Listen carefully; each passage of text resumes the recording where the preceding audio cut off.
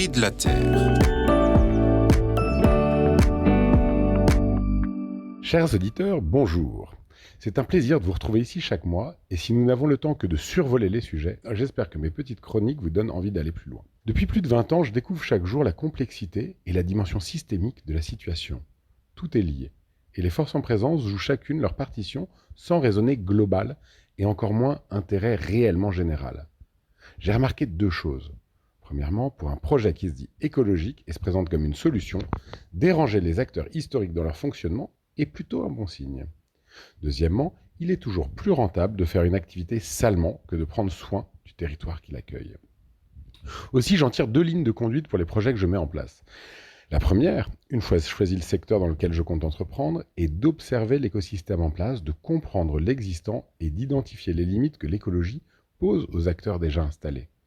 Ces limites constitueront le cadre de mon projet. Les surpasser et donc dépasser ce qui semble être tenu pour indépassable. Alors forcément, ça agace ceux qui présentaient l'obstacle comme infranchissable et le refusaient donc.